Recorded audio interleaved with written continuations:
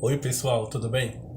Então, com este vídeo eu gostaria de começar, né, aquilo que já era para ter começado, que é o seminário sobre as obras completas do Jung, né? Mapeando as obras completas do Jung.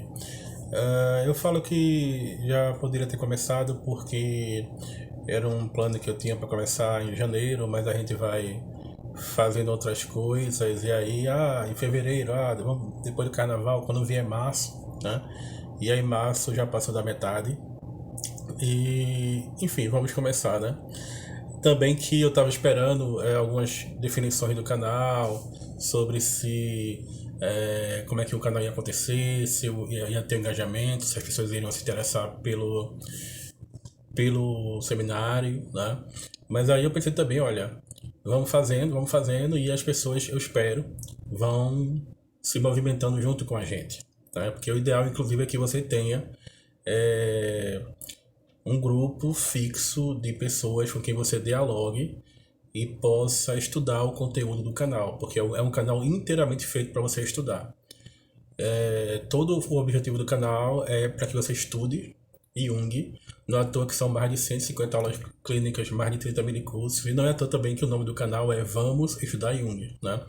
Então eu espero que a gente movimentando o canal, as pessoas se movimentem juntos e juntas e possam construir o espaço, criar uma espécie de comunidade, levantar perguntas, programatizar, compartilhar o vídeo, porque o canal precisa, né, da força de vocês. Porque aí, se as coisas forem acontecendo, os movimentos forem acontecendo, o seminário vai acontecendo também, tá?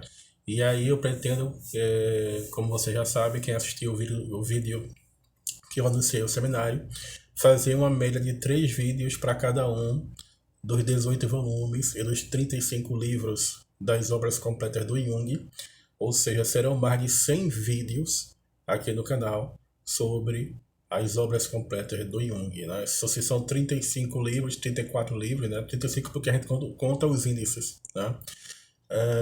Vai dar mais de 100 vídeos com certeza, né?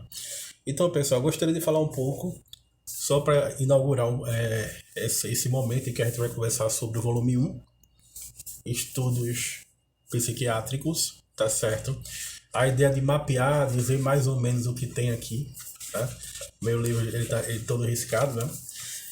São textos que o Jung produziu, escreveu, mas claro que depois muito disso aqui também foi reelaborado, né? Mas a época em que o Jung está desenvolvendo sua atividade profissional e intelectual é por ali entre 1902 e 1905, né? Então, situando, né, o tempo. O que é que Jung estava fazendo nessa época?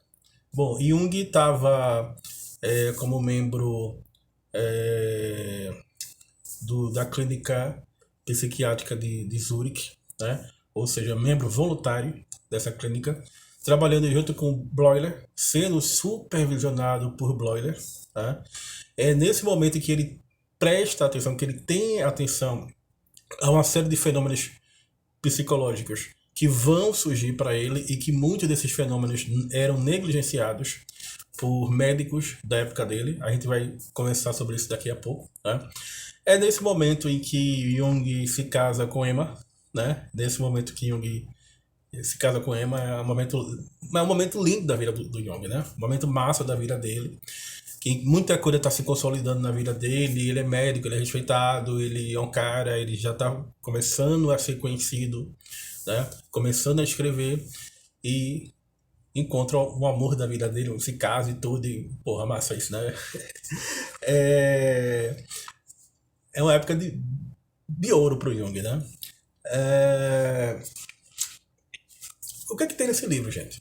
É pra gente poder mapear isso aqui, né? Bom, nesse livro aqui, Estudos Psiquiátricos, se a gente pega esse livro, a gente vai ver que vão ter nesse livro alguns dos temas que vão ser fundamentais posteriormente para a clínica do Jung. Que temas são esses, né? São temas que versam sobre o automatismo psíquico, sobre a autonomia psíquica, a autonomia do comportamento psíquico. E essa autonomia, pessoal, é revelada em muitos aspectos que o Jung vai descrever aqui. A gente vai falar um pouquinho do método Jung também, certo? Como dissociação, visões, sonambulismo, criptomnésia, fenômenos ligados à mediunidade. Né? A gente sabe que aqui no canal, mapeando, a gente já fez mini curso sobre cada um desses temas. Por exemplo, logo aqui, no começo do livro, tem a tese de doutorado do Jung. Né? Foi nessa época também que Jung fez doutorado.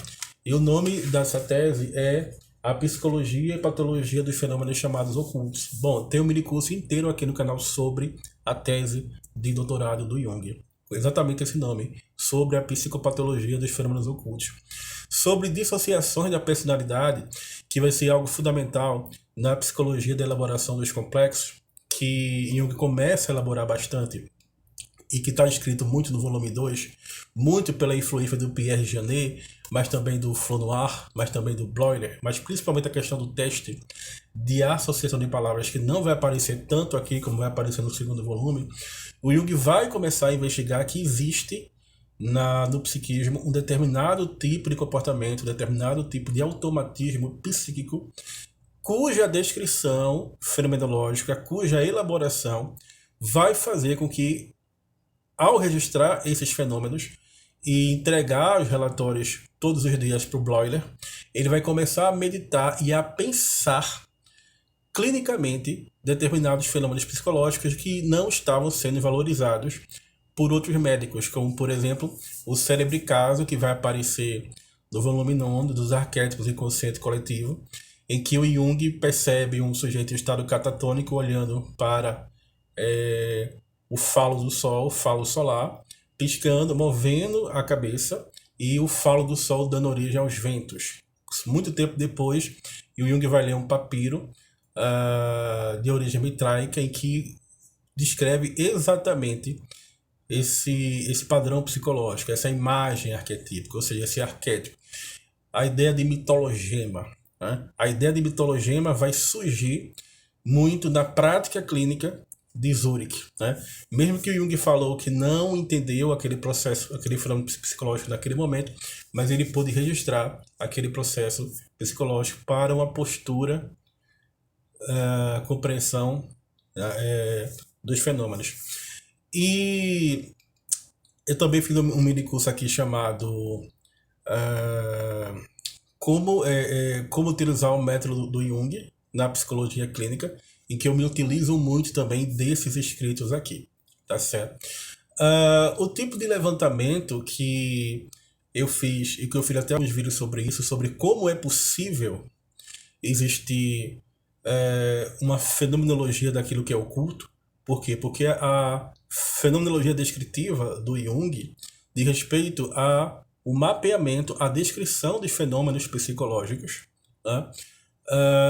Que surge no primeiro momento, para que depois ele possa vir a explicá-los. Ou seja, primeiro mapear, primeiro descrever, para depois explicar. E a palavra fenômeno vem do grego, phainomeno, que quer dizer luz. Então, como é que pode existir algo que diz respeito à consciência e ao mesmo tempo está oculto, certo?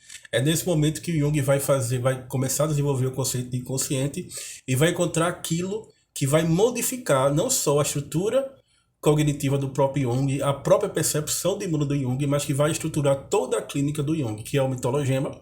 Aqui tem um mini curso chamado O Mito como Fator Estruturante da Clínica Junguiana. O mitologema como sendo uma espécie de mínimo múltiplo comum entre os mitos, mas também o símbolo, o indizível de maneira insuperável. Ou seja, o que é o símbolo?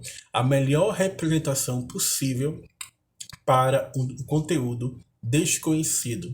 Jung vai começar a perceber no comportamento dos pacientes da clínica psiquiátrica de Zurique um apelo à transformação, um apelo à vida simbólica.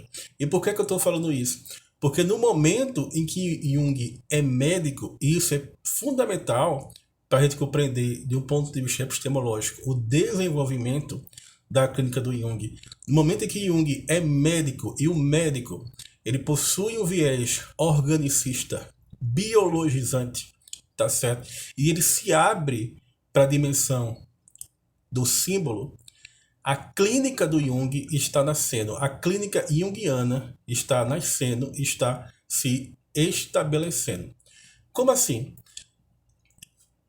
Nesta obra aqui, você já percebe uma transição, uma passagem do Jung do meramente orgânico, do meramente biológico, do meramente descritivo, de um ponto de vista de uma ciência da natureza, para uma visão humanista, para uma visão simbólica, para uma visão em que a psique coletiva começa a se impor objetivamente, e quando ela se impõe, ela traz determinadas potencialidades, determinados conteúdos potenciais, determinadas possibilidades de experiência humana, que são arquetípicas e que possuem paralelos com discursos mitológicos que deram origem a várias civilizações e que atravessam várias civilizações, né?